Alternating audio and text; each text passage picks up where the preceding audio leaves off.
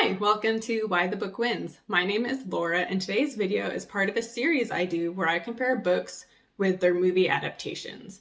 And now there are spoilers for both the book and the movie in this video, so if you're planning on either reading the book or watching the movie, you should go do that first, and then come back and check this video out. And the audio for this is also available in podcast form. So most of these book and movie comparisons end up being about 30 minutes. But every now and then they will run longer and even sometimes approach an hour. And so if that is something that you would rather listen to in podcast form so that you can be multitasking while you're listening to it, just look up Why the Book Wins on your whatever podcasting platform you use, and you can find the audio for my book and movie comparisons. Then one final note, even though I know my title is Why the Book Wins and my YouTube channel is mostly book-related content for the most part, I am a huge movie person, and honestly, a lot of books I end up reading, I read because I see a movie and then it makes me want to read the book. And so I'm definitely a big movie person, ultimately. And so I don't want you thinking that every time I'm going to say that the movie's trash and the book is so much better, because that's not the case. And I think I do give a fair view of both. And, I give credit where credit is due. And there have been times when I think the movie is actually the better adaptation, or the better version of the book and movie. But anyway, I guess that wraps it up for the intro. And without further ado, we will get right into this video. Hi, welcome to Why the Book Wins. Thanks for tuning in today. And we will be talking about Beloved by Toni Morrison, published in 1987, and comparing it with the movie Beloved, which was released in 1998 and directed by Jonathan Demme. And this is a book and movie comparison, but the book and movie are very similar. The movie leaves stuff out, but it follows the same storyline. And so this will be an analysis of both, since they're the same story. But at the same time, I will be saying what's different between the two. But I do focus more on the analysis of the meaning behind it all, I guess. But you still get the book and movie comparison in this as well. Anyway, I'm going to start with a summary. Even if you have read the book or you've seen the movie, some people I know have had a hard time following it because it's, jumps around a lot. And so I'm going to start out with a summary, and it'll be fairly detailed, and so it'll be a bit lengthy than usual. And so if you are someone who knows the story and you don't need the summary, if you're watching this on YouTube, down in the description box, I will have the timestamps, and you can, click ahead to see where you can go to skip the summary. And if you're listening to this on podcast, then in the description box or the show notes, I will have timestamps there as well if you don't need the summary. And I have my notes down here, so if I keep looking down, it's because I'm checking to, see what I wrote. So sorry about that if it's distracting. But anyway, so the summary. I will tell this in chronological order. The book is told non-linearly, and I know that can lead to some of the confusion, so I will tell it in a linear way. So we have a slave woman named Baby Suggs, and she gives birth to a child named Holly, and the two of them are bought by a man named Gardner, and his plantation is called Sweet Home. There are a few other male slaves that are around Holly's age, and one is Paul D. And Holly, as he gets older, he asks Mr. Gardner if he can buy his mom's freedom, and eventually over time he's able to work enough to buy Baby Suggs her freedom. And so with Baby Suggs gone, she had been working in the house with Mrs. Gardner, and so now Mr. Gardner has to buy a new woman to take her place, and so he buys a young girl named Sethe. And so now that Baby Suggs is free, Mr. Garner takes her up to the Cincinnati area where he has some friends who Baby Suggs can stay with. And meanwhile, Sethe and Holly end up deciding to get married, and all the guys are jealous because Sethe is the only woman they ever see. I mean, aside from Mrs. Garner, but she's old. And so they're all very jealous, but yeah, so she marries Holly. Sethe gives birth to 3 children. She has 2 boys and then a girl. And then at some point, Gardner, who in terms of slave owners was a kind slave owner, and eventually he dies. And so Mrs. Gardner is left, on her own, and she's getting old. And so she hires a guy named School Teacher to come in and run the plantation, basically. And School Teacher brings, I think they're his nephews, but so he brings his nephews or pupils is what they're called, because he's School Teacher. And School Teacher is a terrible slave owner, and he sees them as animals, and he's very cruel. And so life at Sweet Home just becomes absolutely terrible from there on. And so, Sethe and Halle and Paul D and all of them decide that they are going to escape. However, things do not go as planned. Sethe is able to send her 3 children off, but then Halle doesn't show up, so then she leaves to go see where Halle is. Meanwhile, Paul D and the others are caught, and Sethe, one of the other slaves, he is burned to death, he's killed.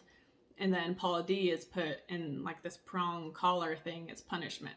And at the time, Sethe was pregnant with her 4th child, and so when she can't find Halle, she goes to see what's going on, and she sees Paul D, and he has this collar on, and she asks him what happened, and he tells her that Sethe had died. And Paul D is just feeling very ashamed because he has this collar, like this degrading collar on, but Sethe just is very kind to him, and so that's something that sticks with him, is how kind she was. Anyway, as Sethe is looking for Halle, school teacher and his pupils find her, and she has breast milk, and so they take her in this like shed area, and they take her breast milk. And I think they rape her too, but even if all they did is take her breast milk, that's still like a horrible, degrading thing. And afterwards, she goes and tells Mrs. Garner about it, and Mrs. Garner is just super old and can't really do anything. However, school teacher and them find out that she told on them, and so then they whip her, and she's pregnant, in case you forgot. And so after this event, Sethe is just like, I'm running away with or without Halle, and so she does. And she makes it to Ohio with the help of this like kind of strange white woman that she finds, or the white woman finds her. And this woman also helps her give birth to the child she was pregnant with, and it's a daughter, and she names her Denver. And then she gets to the river, and this guy named Stamp Paid helps get her over to baby Suggs because he knows baby Suggs. And so she safely gets there with her baby Denver. She is there for 28 days when Stamp Paid decides to come back and check on them, and he sees that Denver is alive and doing well, and it just fills him with so much joy that he goes and he picks all these blackberries and he brings them back, and they have like this feast, and they invite everybody, and they're celebrating. And then the next morning, Stamp Paid is out chopping wood, and baby Suggs is like doing chores. And then they see these 4 white men coming up, and one of them is school teacher, and the other one is a sheriff, and then the other 2, I think, are people from Sweet Home, the plantation. Sethe sees them coming up and that they're there to get her because she's a runaway, and she can't bear the thought of her and her children specifically going back to being slaves. And so she takes them into this woodshed, and she kills her 2-year-old, and they open the door on her like before she can kill the others, but she's about to kill Denver, and Stamp Paid rescues Denver, and school teacher and his people are just like in shock. And then the sheriff arrests Sethe for having killed her daughter. So Sethe goes to jail, and she takes Denver with her because Denver is just, a 4-week-old baby at the time, and she doesn't want to be without her. And she is eventually released, and when she returns home, and their home is at 124 Bluestone Road, she returns home and discovers that the dead baby is now haunting the home. Her 2 sons, who she had taken into that shed, and they saw what she had done to their sister. So the 2 sons eventually run away, and Sethe thinks it's because of this ghost that's haunting the home, and they just can't take it anymore. Baby Suggs also dies after like 8 years, I believe. And so then it's just Sethe and Denver are left alone in this house with this ghost. And Sethe doesn't really seem bothered by the ghost, and then Denver likes the ghost. So 18 years from the time Sethe escaped, 18 years have passed, so it's been 10 years since baby Suggs died. And Paul D, one of the men from that plantation, show up on her doorstep. And so she invites him in, and he can sense that there's a ghost. At one point during the evening, the ghost, starts,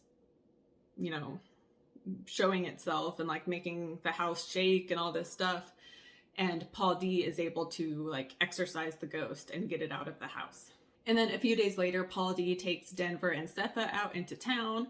And when they return home, there is a young woman dressed all in black sitting outside their home. And she has a very gravelly, raspy voice, and she says her name is Beloved. Denver immediately just loves Beloved and is very protective of her. Sethe also comes to love her, and she also likes how devoted Beloved is to her.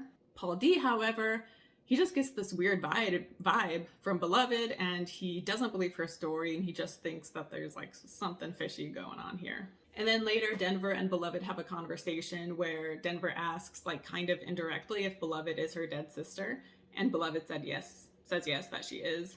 Beloved also tells her that she came back for Sethe specifically, and this hurts Denver's feelings because Denver is very attached to Beloved, so to hear that she doesn't even matter and Beloved's just there for Sethe hurts her feelings. Meanwhile, Paul D, he had been sleeping in bed with Sethe, and then one night he falls asleep on the chair in the kitchen, and then from there he starts sleeping like on a different bed where baby Suggs had used to sleep, and then from there he suddenly starts sleeping out in the shed, and he doesn't know why this is happening, but it is. And one night he's out in the shed when Beloved comes in, and she like seduces him, kind of like he doesn't want to have sex with her, but she kind of forces him, and she has this weird way about her. And so they have sex, and by being with Beloved, he has this like metaphorical box that he has locked his past in, and this event like opens up that box inside of him. Paul D wants to confess to Sethe what has been going on between him and Beloved, but he just can't bring himself to do it. And then, meanwhile, Stampede, the guy who helped save Denver, and he also helped get Sethe to baby Suggs, he's still around, and he realizes that Paul D does not know the story behind Sethe, and so he tells Paul D what she had done to her child, and Paul D then, asks Sethe about it. And so she explains why she did it and how, like, she wanted her children to be safe, and the only way for them to be safe was for her to kill them. And Paul D just can't follow her logic, and he tells her that she has 2 legs, not 4, meaning she's not like an animal that kills its young. And this, of course, like, hits Sethe where it hurts, because on the plantation they were treated like animals, and so she takes that very personal that he said that to her. But anyway, Paul D ends up moving out, and he starts living in this church basement. And with Paul D gone, Sethe now starts just noticing Beloved more, and she is realizing how like Beloved had known all these things about Sethe's past that she shouldn't have known, basically. And so she starts realizing that Beloved is her dead daughter come back to life, and she confirms this with Beloved. So Sethe just starts being more later and later getting to work because she just wants to spend all her time at home. And eventually she's just late so often that she is fired. Before long, Beloved and Sethe just become equally obsessed with each other. They pay Denver no mind, even though they are basically starving because they have no food and no money. But Beloved and Sethe just don't seem concerned about it. And they fight with each other constantly, Beloved accusing Sethe of abandoning her, and Sethe constantly explaining herself and trying to justify her actions to Beloved. Denver, meanwhile, realizes that she has to do something because otherwise they are going to starve, and so she reaches out to this woman that she had known years before, and the community starts providing food for them. Sethe and Beloved are eating the food, but not even thinking to ask where it even came from. They're just not even paying attention. And then Denver eventually realizes that she just needs to get a job. So she reaches out to a family who had helped baby Suggs, and so they offer Denver a job. And so Denver is getting ready to go to work, and the guy is coming to pick her up, and he's a white man. And so she's standing outside waiting for him to pick her up. Meanwhile, 30 of the women from the community are approaching the house because Denver told one of them that Beloved has come back to life basically and is slowly killing Sethe. And so the group of women have gathered together to try to get rid of this spirit, and they start singing and praying and stuff. And so Sethe and Beloved come outside to see what's going on. Meanwhile, this white guy starts driving up to pick up Denver, and Sethe sees him, and she immediately is remembering a school teacher arriving, and she's holding an ice pick, and so she runs out there to kill him with this ice pick. However, she is stopped by the crowd of women, and while all this distraction is going on, they look back at the porch, and Beloved has just disappeared. We then flash forward a bit, and we see Paul D coming across Denver in the city. And she is just so unlike her antisocial, bitter self, awkward self that she had been when they first met. And so she's just really transformed. And he asks her how Sethe is, and she tells him that Sethe is not doing well. And ever since that day, she just has stayed in bed and not come out of bed at all. Paul D asks if he should go see her, and Denver says, like, yeah, you can if you want, but if you do, just, be nice to her. So he does go to see Sethe, and Sethe is still like mourning the loss of Beloved and saying how Beloved had been the best part of her and now she's gone. And then Paul D tells her, like, you are the best part of you, not Beloved, like it's you. And that's how the movie ends. And the book. And in the book, there are a lot more details about Paul D's past as well as about Halle that I didn't get into here. So as I get into the analysis, I will be talking more about that. And to end the summary, I wanted to share a quote from Toni Morrison on what she said about this. She said, "The figure most central to the story would have to be her, the murdered, not the murderer, the one who lost everything and had no say in any of it. She could not linger outside the house. She would have to enter the house. A real house, not a cabin. One with an address, one where former slaves lived on their own." So I thought that was interesting. It's about Sethe, but she also wanted to include this other perspective of the one who has died. Anyway, so my thoughts on the book, and I actually did post a book review for this, so if you've already heard the book review, then once again, you can use those timestamps to skip ahead. To start, this book is written in a very unique way. I haven't read any of other Morrison's books, so I don't know how it compares with her earlier books. But this one, it seems like it's, like, you can tell it's written by someone who knows what they're doing and is an experienced writer. Like, the perspectives are changing frequently without warning, and the timeline jumps around a lot as well. And this isn't like other books that separate perspectives like into chapters or something, or separate timelines into chapters. Like, perspectives change from paragraph to paragraph, and the timeline is bouncing around from paragraph to paragraph. So it can be hard to follow sometimes because of that. But as it goes on, you do get used to the writing style and you start like getting the characters in order. And if Morrison wasn't such a smart, talented writer, this style, like this book would just be a mess if she wasn't talented. But because she is talented, I really loved the way this book bounced around so much. So yeah, I really liked it. And right from the start of the book, we are just dumped into this setting, this world with like no setup. There's no background describing, the people or the place or whatever. We're just dumped right there into it.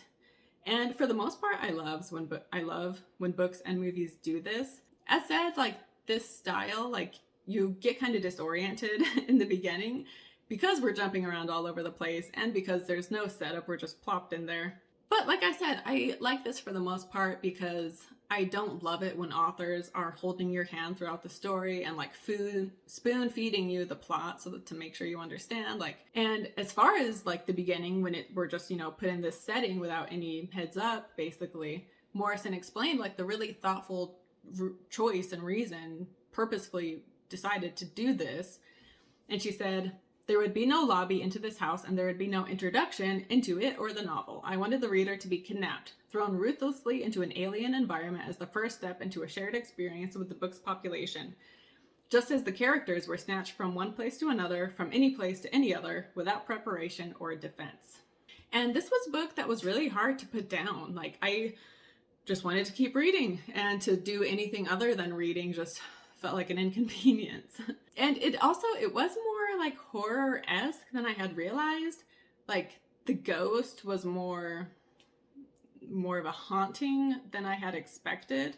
Like, it is like this malevolent spirit that haunts this home, and then like the spirit appears in the flesh, and I had no idea that was going to happen. But even more horrifying than the ghost and all that are just the flashbacks into their life as slaves and just what they had to go through.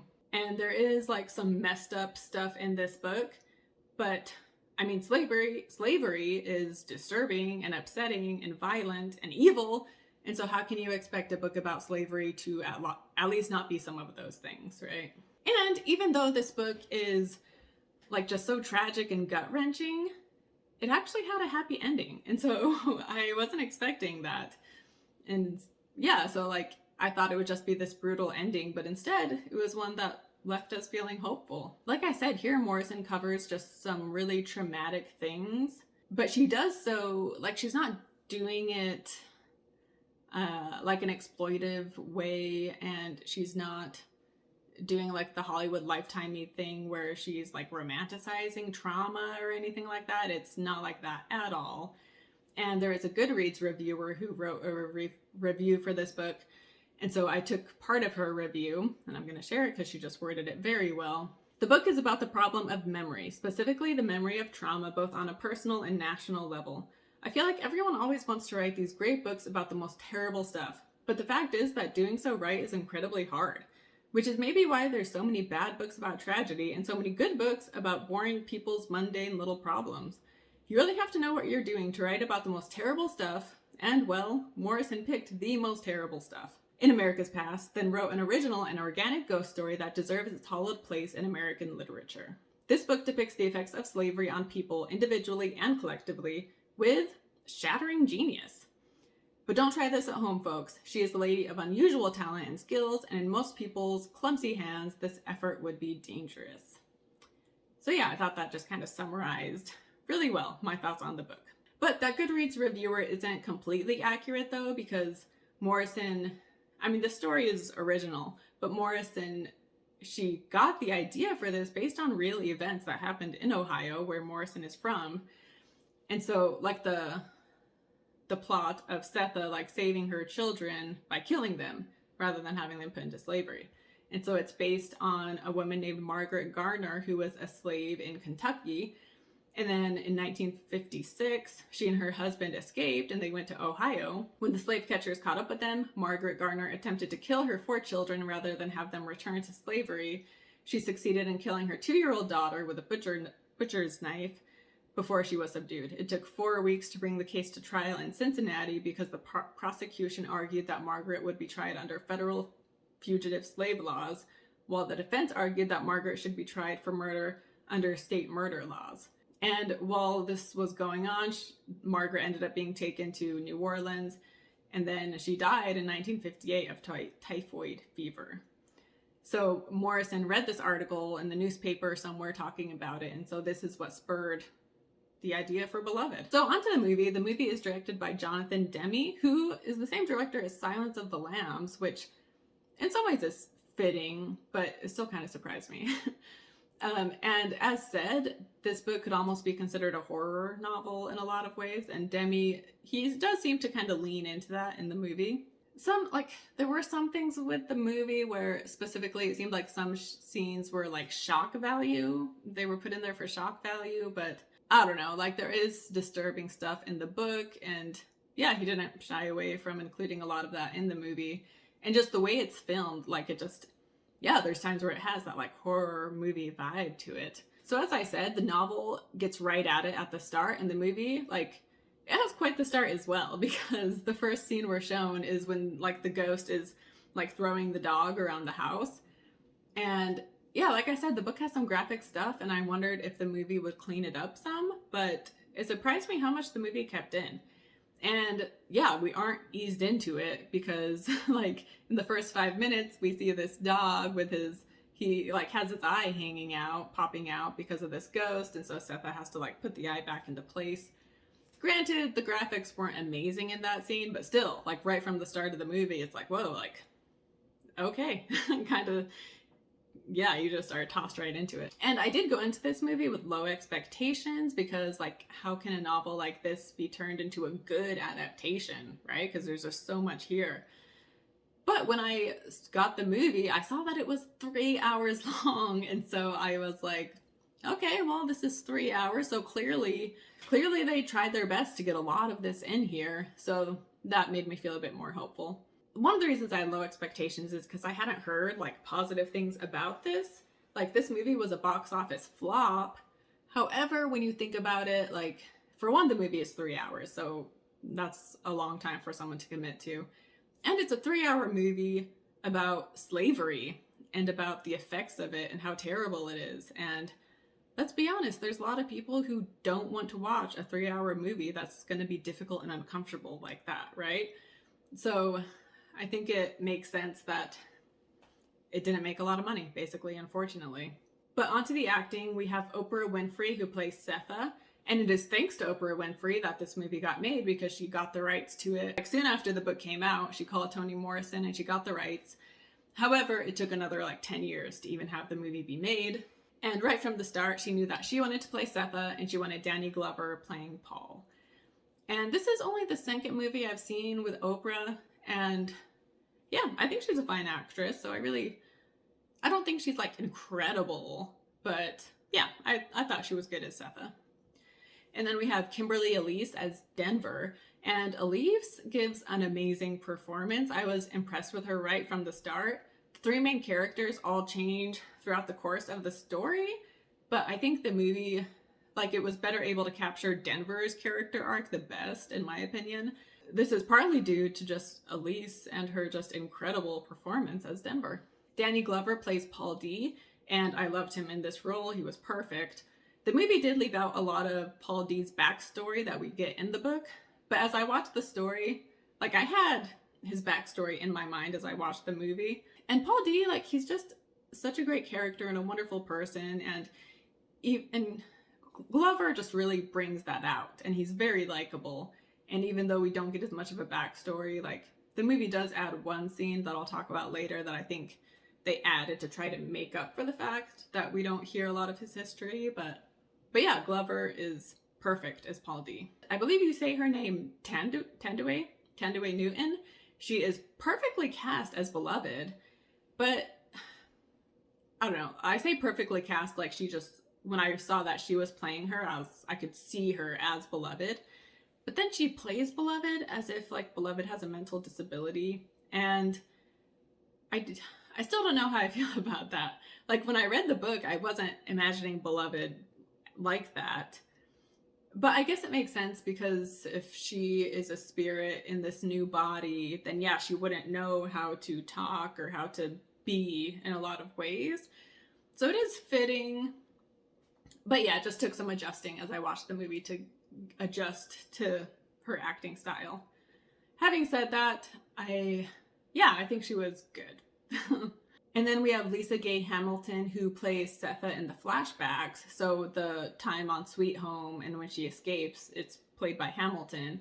And she has a lot of difficult scenes, and she's amazing in all of it. And then to talk about Sweet Home, so even though Sweet Home wasn't like a terrible place to be when the Garners were in charge, once school teacher takes over, like, it is horrible. And in present day, Sethe is reflecting on Sweet Home, and it reads, "And suddenly there was Sweet Home, rolling, rolling, rolling, out before her eyes. And although there was not a leaf on that farm that did not make her want to scream, it rolled itself out before her in shameless beauty. It never looked as terrible as it was, and it made her wonder if hell was a pretty place too. Fire and brimstone, all right, but hidden in lacy groves, boys hanging from the most beautiful sycamores in the world." And in both the book and the movie, we learn what happened to Halle, because remember, he just never showed up, and so she just left without him.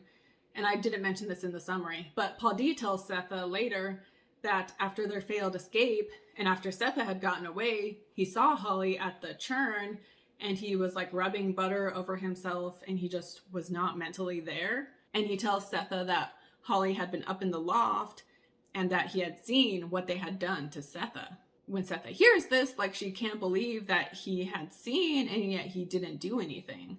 To which Paul D replies, "Listen up, let me tell you something. A man ain't an axe. Chopping, hacking, busting every minute of the day. Things get to him. Things he can't chop down because they're inside."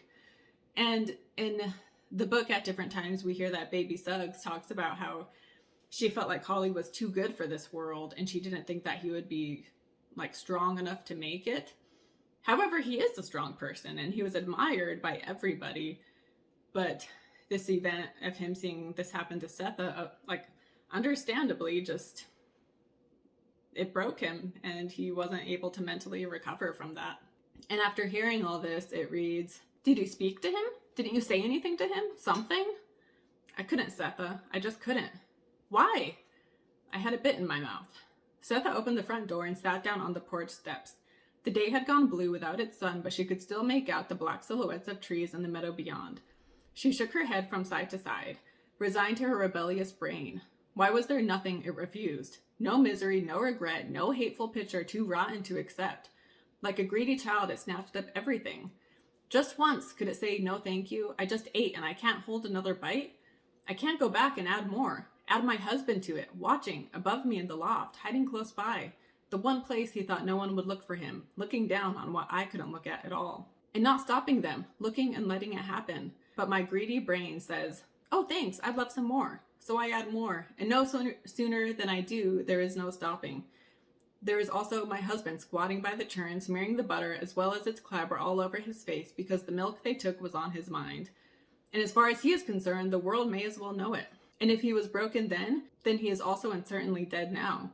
And if Paul D saw him and could not save or comfort him because the iron bit was in his mouth, then there is still more that Paul D could tell me, and my brain would go right ahead and take it and never say, no thank you, I don't want to know or have to remember that.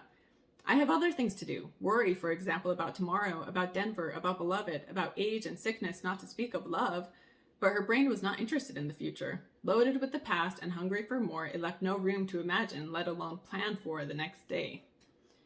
And I know that was kind of a long passage, but once again, it was like, it's so painful and yet so beautifully written and so eloquently written. And it also shows how Sethe is held captive by the past, like that last sentence right there, and how her decisions are steeped in her past experiences. I mean, you could say that for everybody to some extent, I guess, but yeah, just very well worded. And the movie doesn't have the part where Paul D has the bit in his mouth, and so in the movie he is able to talk to Halle, and Halle tells him like he's not there, but he keeps saying something about the loft. And so that's how Paul D is able to make the connection. And we also hear a lot of stories about a man named Sethe when Paul is reflecting back on Sweet Home, and Sethe had a strong spirit and he rebelled in his various ways. And he also had this woman that he would walk 30 miles to go see, and she was also there when they were trying to escape. So we'll be getting more into that later. So on to Paul D. There are two sections in this book that describe the kind of person he is. The first one reading, not even trying, he had become the kind of man who could walk into a house and make the woman cry, because with him in his presence they could. There was something blessed in his manner. Women saw him and wanted to weep, to tell him that their chest hurt and their knees did too. Strong women and wise women told him things that they only told each other. And then later, once he is with Sethe, she is realizing how she notices more when he's around, and she thinks, he was responsible for that. Emotions sped up to the surface in his company. Things became what they were. Drabness looked drab. Heat was hot. Windows suddenly had a view.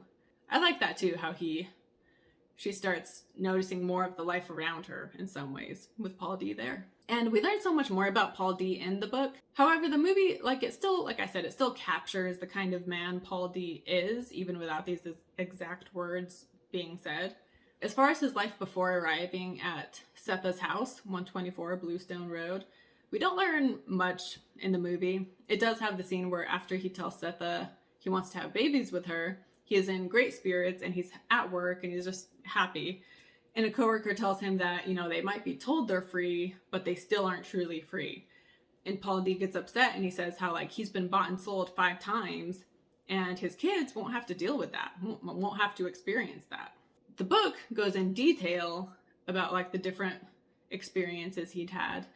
And at one point, as I said, it said that he had just locked all these painful memories in this metaphorical box in his chest kind of a thing. Once again, as I said, when he had sex with Beloved, it just kind of opened up all these emotions in him. And we learned that after Sweet Home, he was sold to a different man.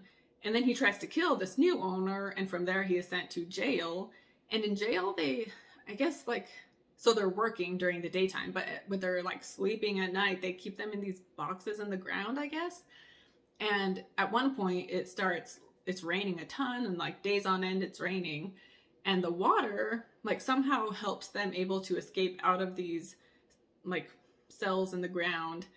And also because it's raining, all the white people are inside not wanting to be out in the rain. And so they are able to successfully run away. They eventually reach this group of Native Americans and they break off their chains using an axe.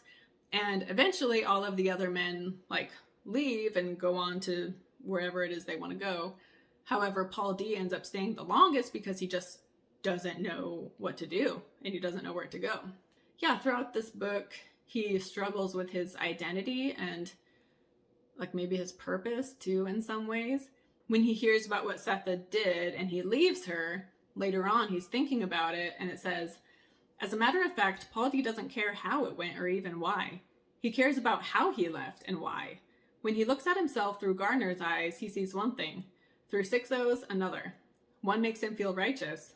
One makes him feel ashamed. And when he gets to Sethe's, he feels like this is somewhere that he could actually stay, because when he sees her, they talk about how it's been 18 years, and he's like, and I've been walking every one of those years, because he's just always on the move and always trying to find himself, as cheesy as that sounds.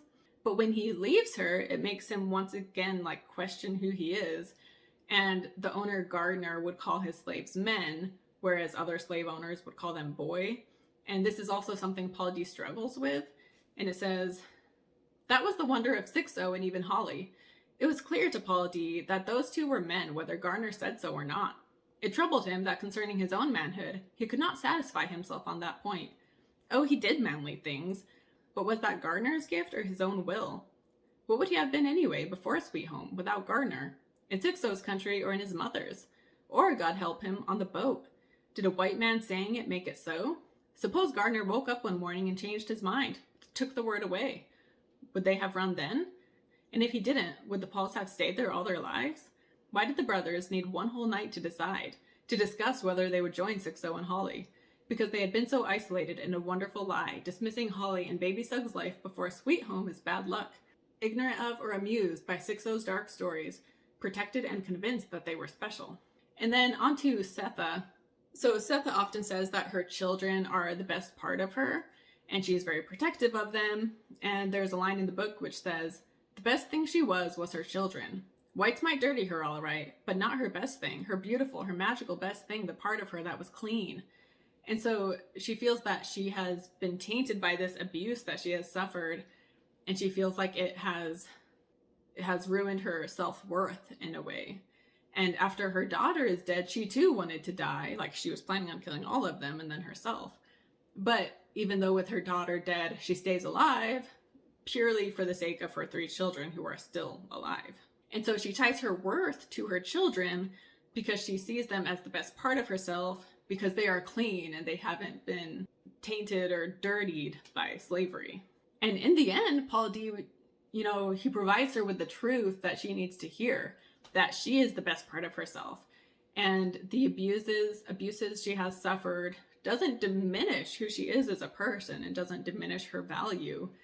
And this section, we're in Paul D's head, and it reads, there are too many things to feel about this woman. His head hurts.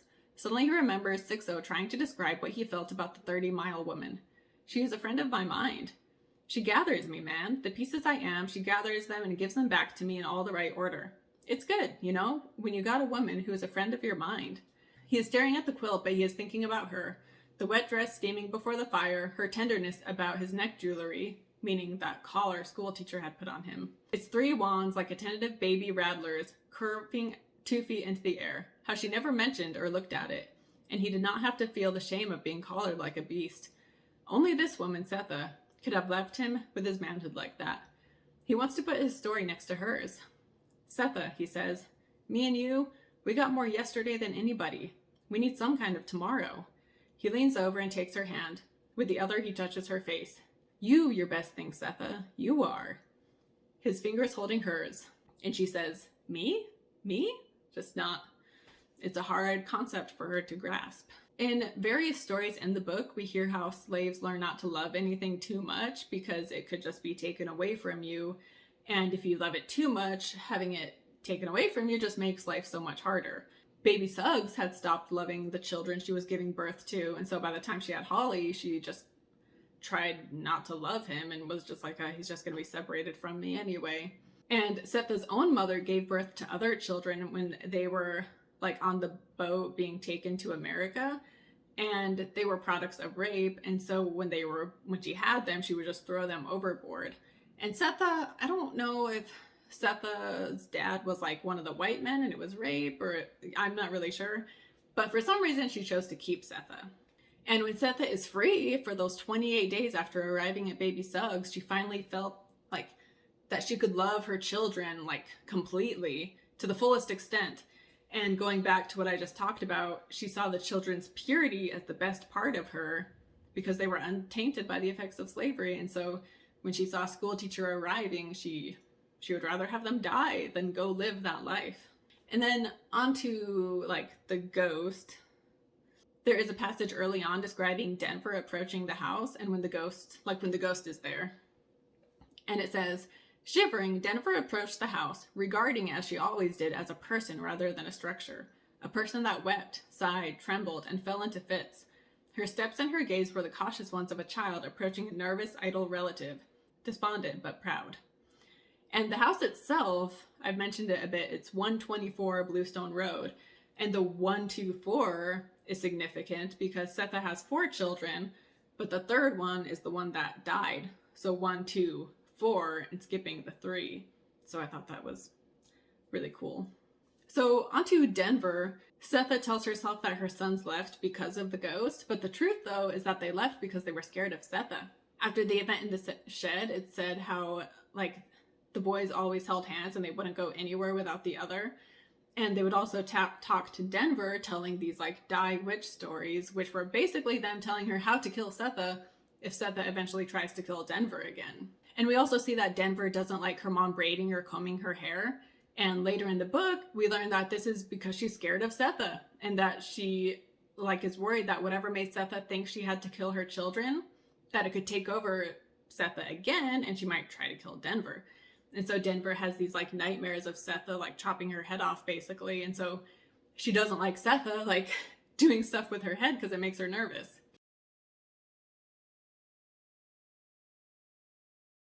And all of these details, I mean, in the movie, it shows that Denver doesn't like Sethe combing her hair, but it's never explained why. And with the boys, I mean, the boys run off in the beginning of the movie, but we do see them holding hands as they're running off, so they kept that detail. And then later, when she is forced out of her comfort zone to seek help from others, the opportunity to socialize with other people just awakens something in her. And the people she sees, like they invite her in and they talk to her about baby Suggs, who Denver really misses. And so it just helps bring her alive. And the movie has this great scene where Denver is upstairs and it's just the craziness going on with Beloved and Sethe. And she has a vision of baby Suggs there, like comforting her and giving her guidance. And so that was a really great scene. And then in the book, there's a passage that reads, the job that started out with protecting Beloved from Sethe changed to protecting her mother from Beloved. Now it was obvious that her mother could die and leave them both. And what would Beloved do then? Whatever was happening, it only worked with 3, not 2. And since neither Beloved nor Sethe seemed to care what the next day might bring, Sethe happy when Beloved was, Beloved lapping devotion like a cream, Denver knew it was on her. And on to Beloved. And so the book or movie never give a direct explanation into Beloved. Like, it just never really explains it really. And in the book and movie, when Paul D is talking to Denver at the end, he asks her if she thinks Beloved really was her sister. And she says that at times she did. And then Paul D says, if you want my opinion. But then Denver cuts him off and she's like, I don't. I have my own opinions. And so Morrison kind of teases us right there because I was curious what their opinions were. But instead, she doesn't even allow the characters to share their opinions. And Morrison leaves it up to us to form our opinions and to decide, what to make of it all. In the book, there are people in town who talk about like this girl who was like held captive in this white man's basement and how she escaped. And so it's like, oh, like could Beloved really just be this woman who escaped? But I don't think that was the case at all. I think she really was like a spirit. Even if she wasn't the spirit of the dead daughter exactly, I think like she was a spirit who knew Sethe and her past, as well as just the past of slavery in general. And to Sethe, Beloved represents her past and how she holds on to it and isn't able to move forward and live her life. So yeah, I think Beloved kind of just represents past traumas, specifically the trauma of slavery. And I think that's why Paul D's traumatic past is opened up when he has sex with her. And when Stamp is he regrets telling Paul D about this, and he goes to see him, and then Beloved gets brought up in the conversation. And Paul says about her, first minute I saw her, I didn't want to be nowhere around her. Something funny about her. Talks funny, acts funny. She reminds me of something. Something looked like I'm supposed to remember. which contributes to her being a representation of slavery and his and everyone else's troubled past, more so than her just being Sethe's dead daughter. And there's a section that's written as like a stream of consciousness from the perspectives of Sethe, Beloved, and Denver. And Beloved section is written in a way that is hard to make sense of, but it seems like she's talking about being on a boat, and it seems like she's on the boat that is taking people from Africa to America. Sethe's own mother was taken from Africa, as I said, and so you could see it as like she was there with her ancestor. But again, it could be an example of how Beloved isn't just the dead daughter, but a representation of slavery in general. Also, one last thing about Beloved, when the baby died, Sethe was allowed to go out of jail to be at the burial. And the only words she heard the preacher say was "dearly beloved." And Sethe took that to mean he was calling the baby dearly beloved rather than calling the congregation that. And so she wants to have those words written on the tombstone, but she doesn't have money. And so the guy tells her that if she has sex with him, he will write the word beloved. And so that's what's on the baby's tombstone, is the word beloved. And so once Sethe believes that Beloved is her daughter, she just becomes obsessed with her. And when you think of Beloved as being the embodiment of trauma or regret, there are sections that are just so powerfully written about how people become obsessed with their troubled past. And Sethe just bends to Beloved's will, and Sethe just becomes smaller and smaller, literally, as well as figuratively. And it says, "The bigger Beloved got, the smaller Sethe became. The brighter Beloved's eyes, the more those eyes that used to never look away became slits of sleeplessness." And then another section reads, "But once Sethe had seen the scar, the tip of which Denver had been looking at whenever Beloved undressed, the little curved shadow of a smile in its coochie-coo place under her chin, once Sethe saw it, fingered it and closed her eyes for a long time, the two of them cut Denver out of their games. The cooking games, the sewing games, the hair and dressing games her mother loved so well, took to going to work later and later until each day the predictable happened. Sawyer told her not to come back. And instead of looking for another job, Sethe played all the harder with Beloved, who never got enough of anything. Lullabies, new stitches, the bottom of the cake bowl, the top of the milk." And when a person is overtaken by their past, like the abuse towards them, plus the hauntings of their own actions, they neglect everything and everyone around them. And Sethe is also constantly over-explaining herself to Beloved, and sometimes Beloved is accusatory, and so Sethe feels like she needs to stand up for herself or whatever. But other times, Beloved appears to be fine, but Sethe gets her going by bringing it up again out of nowhere. And there is a part that reads, "This and much more Denver heard her say from her corner chair, trying to persuade Beloved, the one and only person she felt she had to convince, that what she had done was right because it came from true love. Denver came to realize that her presence in the house had no influence on what either woman did. She kept them alive and they ignored her, growled when they chose, sulked, explained, demanded, strutted, cowered, cried and provoked each other to the edge of violence, then over. She had begun to notice that even when Beloved was quiet, dreamy, minding her own business, Sethe got her going again, whispering, muttering some justification, some bit of clarifying information to Beloved to explain what it had been like, and why and how come. It was as though Sethe really didn't want forgiveness given. She wanted it refused, and Beloved helped her out." And that part of the book, I don't know, it's just so incredible the way it's written, and that part at the end where it says that Sethe doesn't even want forgiveness. She wants forgiveness refused. And I love that because so often we do that to ourselves where we aren't able to forgive ourselves. And so even if someone did offer us forgiveness, we wouldn't be able to accept it. And maybe we also want to punish ourselves. And so we want forgiveness refused as a way to continue punishing ourselves in a way to show either that we know we did wrong or to try to make up for the wrong we did. So that part was just so powerful. And the movie does a good job conveying this, but I mean, it's just hard to compare it to Morrison's writing in the end. And as I said, the women in town don't like Sethe and don't have much sympathy for her, but when they hear that, Sethe's past has come back to life essentially and is just destroying her, they decide that enough is enough and they're gonna go help her. Man, this has gone on so long, so I have even more to write, but I think I might try to shorten it down a bit. But yeah, so the women in the town, they band together against this embodiment of evil. And it, like I said, it's represents not just Sethe's past, but it's their own traumas, because all these women have had horrible pasts. And so they overtake it with like love and caring. And in the movie, it has Beloved, while this is happening, like we see Beloved and she yells. And then in this yell, like she disappears. Whereas, like I said, in the book, we just look away. And then when we look back, she's gone. And I think in the book, it was more mysterious because it's like, if she was a real person and not a spirit, did she just run off somewhere? Or if she really was an embodiment of some kind of spirit, like where'd she go? Also, we have Beloved pregnant near the end of this. And so she had sex with Paul D. And so part of me was like, oh, so is she pregnant with Paul D's child? Which could be the case. But I also think her pregnancy symbolizes something more. I think it symbolizes like, because Beloved symbolizes past trauma and being held captive by these things and not being able to move forward. And so maybe her pregnancy is symbolic of the future generations also being held captive by their past and not being able to let go. Specifically Denver. Whereas Denver is able to move forward, and by the end, she has just changed and grown and flourished so much.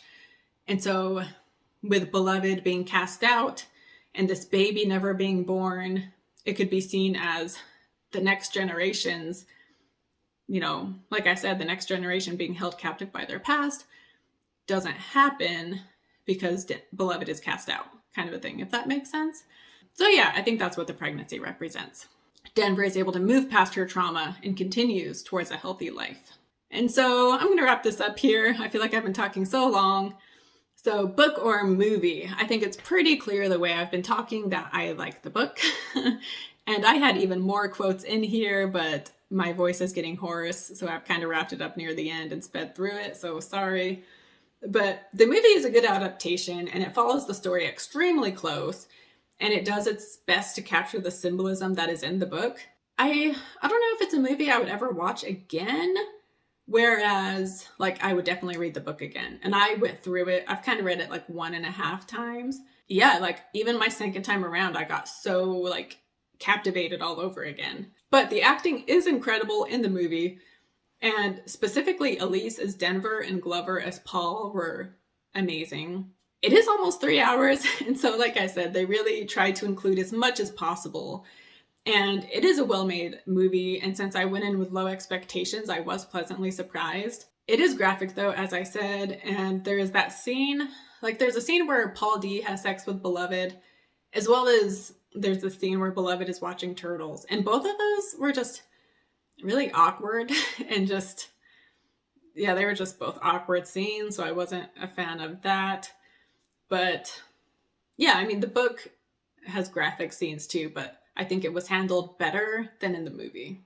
And this book and movie kind of remind me of that Netflix movie Babadook that came out in 2015, because it's a scary movie, but the monster in that movie is a representation of depression. And it doesn't straight out tell you that. So you have to, you know, analyze it and come to realize that. And I remember, like, when you think of it, when you know it represents depression, the ending makes sense. And I remember hearing 2 coworkers talk about that movie and how the ending was so stupid, but it's because they didn't understand the symbolism behind it and they were taking it at face value. This movie is the same, where Beloved represents so much more, and there's so much more to be gained when you really try to delve into this story, you know, and really analyze it, I guess.